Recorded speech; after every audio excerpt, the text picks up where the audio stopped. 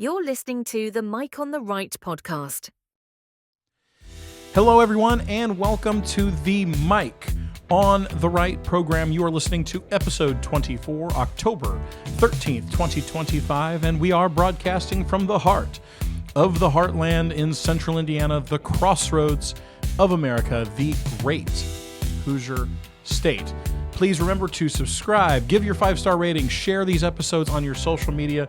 Your support means everything, and this show is growing because of you. And of course, you can find all of our episodes, both this one and all the archived ones, the previous 23 prior to this one, at mikeontheright.com, which also will link you to Spotify, Apple Podcasts, Amazon Music, iHeartRadio, Audible, Podbean. Wherever you get your podcasts, you will be able to find this show. Thank you so much for listening. Speaking of, while you're listening to this episode, my wife, Kristen, and I are nearing the end of our baby moon trip to America's Hat, the 51st state. I'm kidding, but we are in Banff National Park, the Canadian Rockies in Alberta, Canada, having a great time. So this is a pre-recorded singular topical episode. And today's topic is one that we hear a lot about in America. But often we only focus on, or even the media or churches or what have you, they focus on maybe one or two items related to it, which has brought additional segmentation to Americans, to Republicans, to conservatives, to whatever political or ideological positions you might hold, your walk of life. But in reality, it's much wider and much broader, and it includes every single person in America. We're all involved, whether we like it or not, to varying degrees, of course. So stick with me. Give me a chance to make my case. Don't get scared by the title. But today's show is titled, The Culture War is Everyone's. And I'm going to make my case to you as to why. So stick with me. This is not just a story about politics or religion, though those are important. This is about the very foundation of our country, our communities, our families, our kids. And again, this episode being titled The Culture War is Everyone's, I title it that because whether you realize it or not, this battle touches every part of your life. And now, more than ever, at least in my lifetime, I'm seeing that. Not just as a strong Christian conservative, even looking objectively, all of the things that are happening in society and culture, our faith, our family, our jobs, our businesses, our education, our freedom are in ways under attack. They're under alterations. They're under redefinition. There's a lot of things going on with that, and people don't equate that to, we hear culture war, we're like, I don't want to be involved in that. I don't want to be involved in social issues. I don't want to be involved. All of these things are issues of freedom and justice. All of them. They are part of the culture war because the culture, I've talked about this in a previous episode, the 7 mountains of culture, they touch everything. Culture is the general umbrella in which everything else falls under. And so if someone owns or changes or augments the culture, it can affect all of the different areas in our life. And if you think you can stay out of it, you're wrong. Now, I'm not saying that doesn't mean you're a political crusader and you're running for office and you got to knock doors, you got to donate or whatever. A lot of it starts, and America would be better off if it all just started individually in our homes. But let's define what the culture war really is. This isn't a slogan on Fox News, not some talking point on Newsmax. This is a real struggle over who defines reality, morality, identity in our society. It's a war over truth versus ideology, faith versus moral relativism, family versus the state. And the culture war is the invisible front line, where values become policy and policy becomes everyday life. What was once debated in universities is now being enforced in classrooms, HR departments, and boardrooms. The left understood decades ago that controlling the culture, not just the government, is how you reshape a nation. And there are studies and books. Again, I'm not here to attack you if you're a Democrat or a left-leaning independent or what have you, but the ideology of those who control those movements, there's all kinds of studies. Chuck Colson has a great book on that. You should look at different resources and things like that. But it is how you reshape a nation, and those are provable facts. And conservatives often focus on economics, defenses, taxes, while the cultural foundation erodes beneath us. Now, there is a subset. Now, again, I believe a true conservative is both all the above: social conservative, economic conservative, business, all of those things. Pro-life conservative. I believe that's what really encompasses conservatism. And then there's a subset of conservatives and Republicans that don't want anything to do with social issues. But social issues, I think, include education and include what our kids are hearing and seeing. And that's our responsibility as parents, or as the village that is helping take care of kids and as aunts and uncles, whatever that is, right? But the truth is that culture drives politics, and politics drives policy. And if you lose the culture and the laws that follow that will reflect that loss. And so let's go from a Christian perspective first. I'm going to get to all of the different pieces I want to talk about. I want to start on the faith side, and I will certainly get into the practical. Christian values anchor society to something higher than man, to truth, to God, His truth, and to moral absolutes. And that's why they threaten those who want power without accountability, who want to reshape the nation in their image. And when you remove the divine moral order, the only authority left is the state or popular opinion. It's always going to be somebody's values. There'll never be just this moral relativism where everything's hunky-dory and everyone can think and feel what they want. We've seen when we've gone down that slippery slope how much we truly lose. And that's exactly what has happened. The left calls good evil and evil good, and they do it with moral confidence. And progressive Christianity, which is an unbiblical version of God's Word. Prayer was taken out of schools, Scripture replaced with self-affirmation, and objective truth traded for your truth. And what's the result? A generation confused about right and wrong, man and woman, truth and falsehood. And this isn't even, I'm not saying if you're not actively going to church or you don't believe in the same Christian values I have, fair enough. But you can't deny that the slide of society is happening in these very areas and these very arenas. This isn't an attack on religion alone. As I said, it's an attack on the moral compass that has guided America for nearly 250 years. If you dismantle Christian morality, the collapse of order, trust, and freedom naturally flows. We're seeing it today, verifiably. And there's a war for our kids in our schools. Let's get to the practical. Every cultural revolution starts with children. That's how you shape the next generation. If you want to wait out those who are ensconced in their ways, conservatives like me who have a Christian conservative worldview, that's what I was built upon, and you can't win me, well, fine, you just wait me out and you try to get my kids, get someone else's kids. Schools used to partner with parents. Now, all too often, they replace them.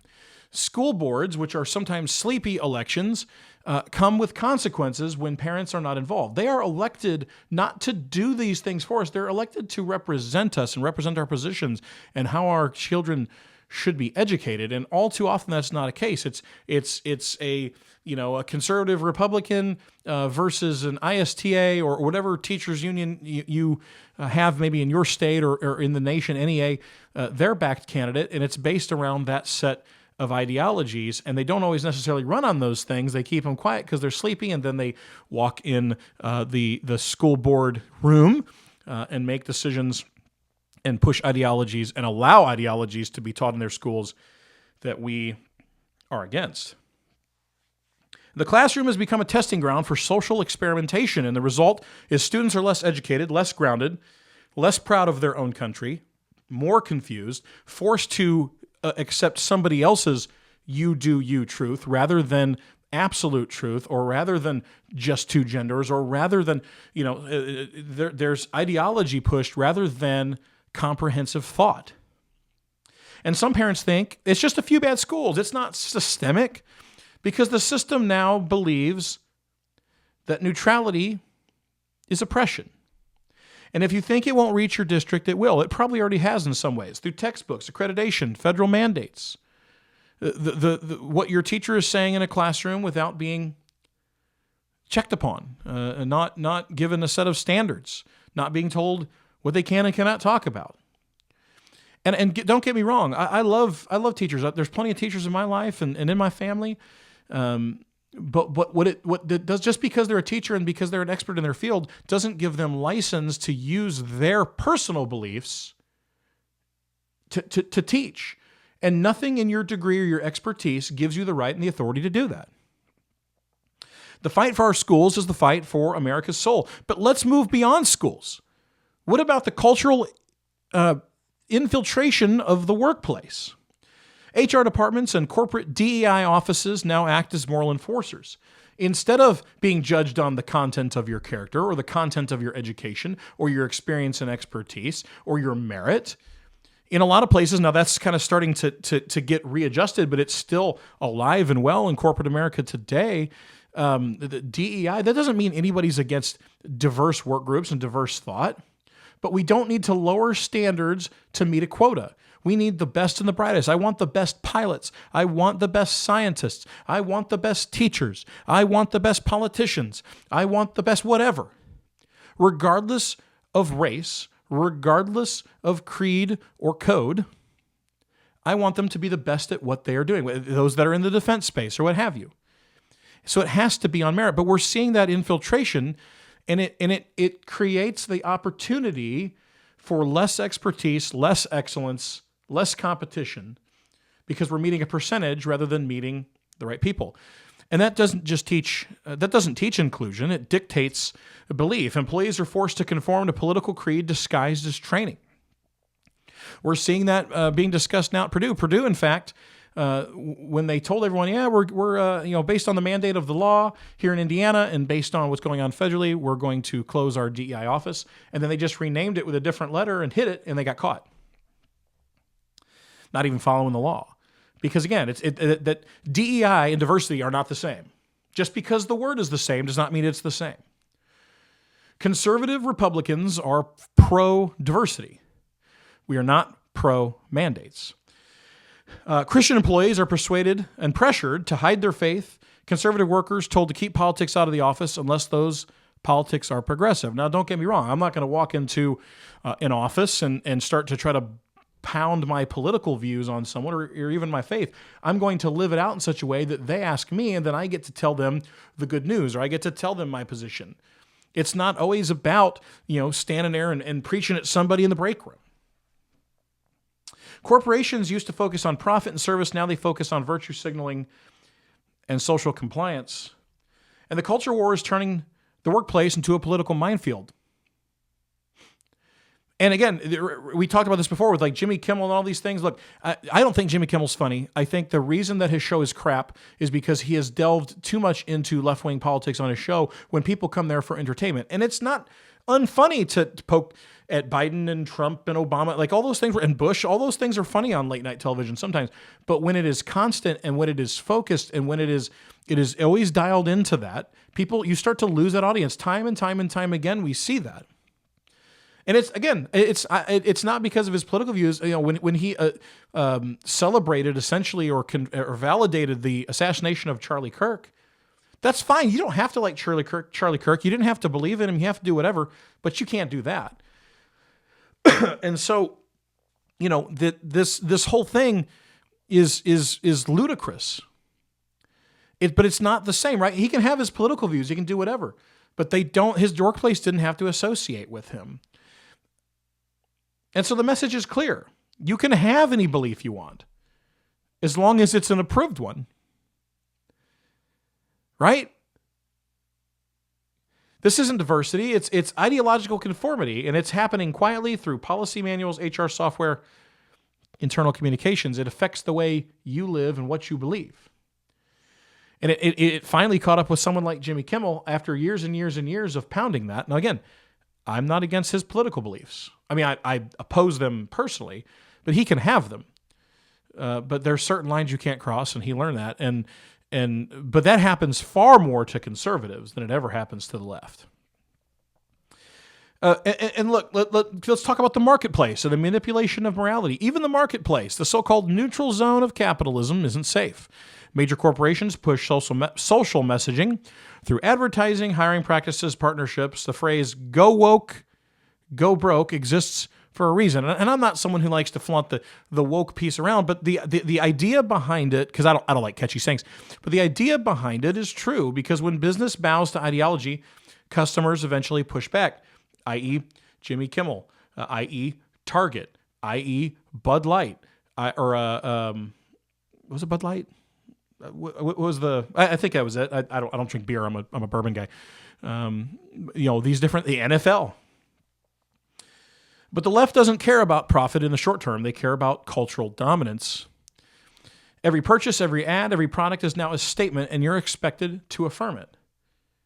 Now, I'm the kind of guy that'll walk in a place, and if there's something that I don't like, I can choose not to shop there. I can also choose to walk around it and get something else.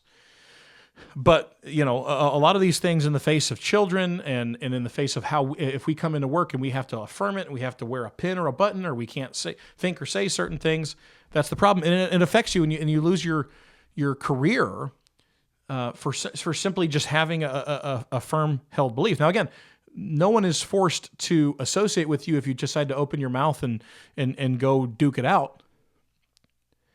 But if I have that belief and I just live the way I live and I'm still scrutinized, that's discrimination. We've reached the point where even a cup of coffee or a children's toy becomes a moral battlefield, because they want to control not just what you buy, but what you believe about what you buy. Target and the whole LGBTQ, displays and setups and Starbucks and all those things. It continues to be a battlefield right in front of us. And the free market only remains free if the people are in it are free to think differently.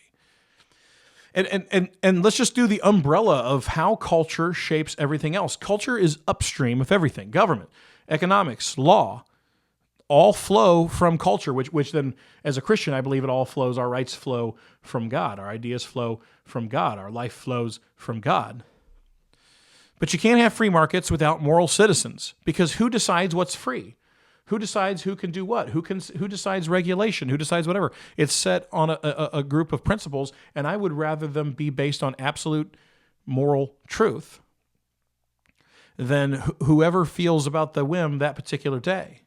You can't have self-government without self-control, and you can't have liberty without a shared moral language. And when truth becomes optional, corruption becomes inevitable. The reason America once thrived and still thrives today, though it could be in danger, is because of our culture. At its core, it respected truth, responsibility, and faith. And once those shared values dissolve, even the best constitution can't hold a society together. The culture war is a foundational war, and the foundation determines whether the house stands or whether it falls.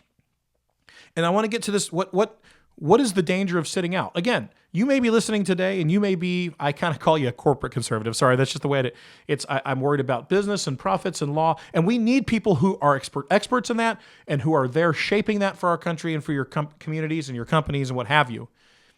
But even your ability to do that is affected by the culture, whether you like the social component or not.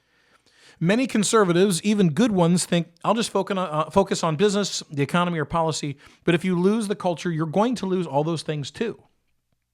Even in an indoctrinated workforce from the generation that's currently in school. Take your pick, right? The kids that you have, if you're a parent today, your kids, it's your responsibility. The word says that we are supposed to train up a child in the way that they should go. And a lot of conservative liberals will be like, that's indoctrination. You call us out for indoctrination. It's like, no, because it is based on a set of moral principles and moral truth that the entire country was founded upon. And we're just instilling those in the next generation.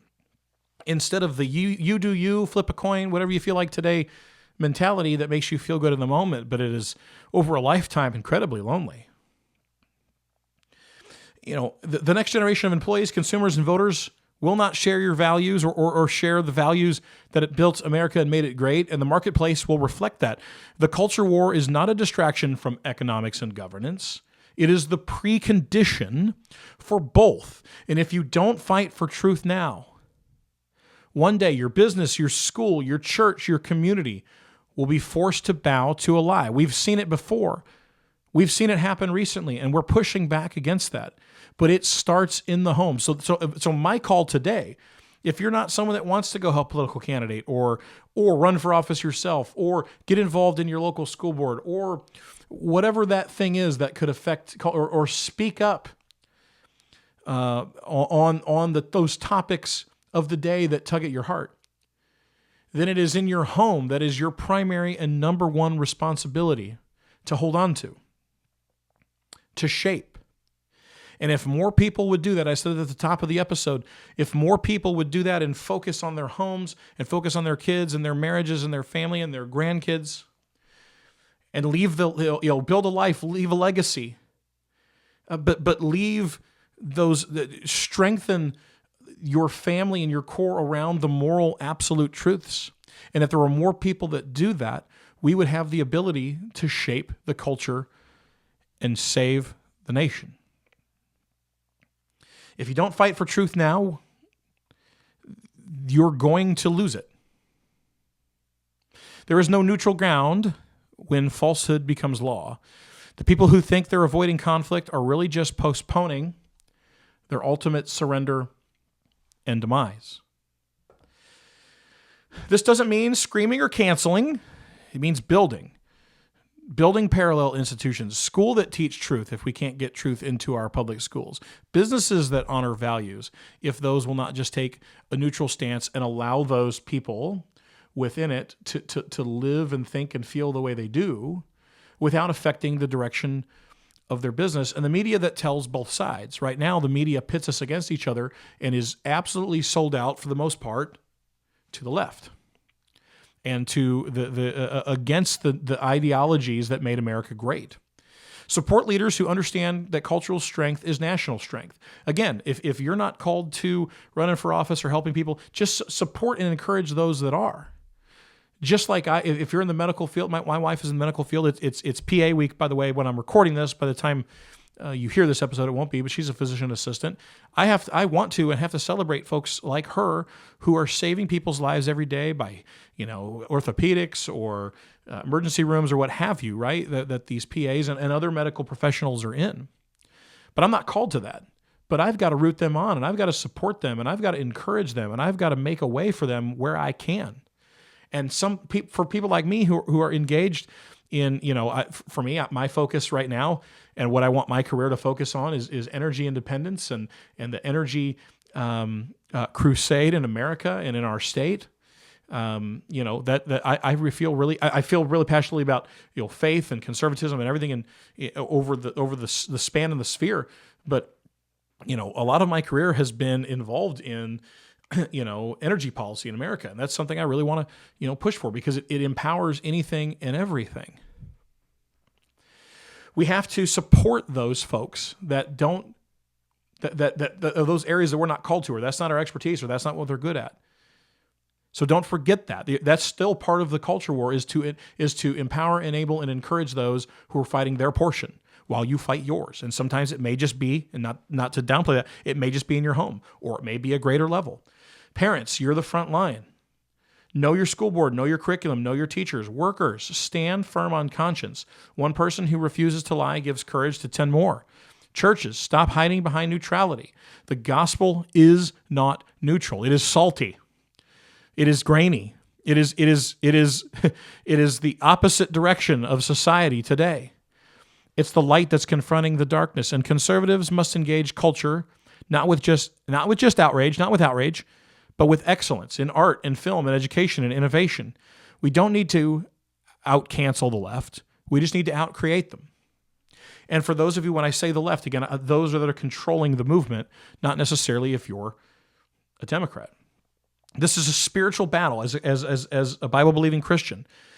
And the Bible says that if the foundations be destroyed, what can the righteous do? And the answer isn't despair. It's rebuilding the foundations through truth, faith, and courage. It's not about winning arguments. It's not being it's not being a keyboard warrior. It's about standing up in the culture war. And so my closing action to you all is the culture where war is not their fight, someone else's fight. It's yours. no matter how big or how small. You have a part to play.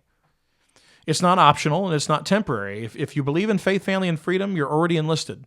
Every conversation, every purchase, every school board election matters. And I'm not saying you have to boycott everything, that not all boycotts work, and not everything is a crisis, because when everything is a crisis, nothing truly is.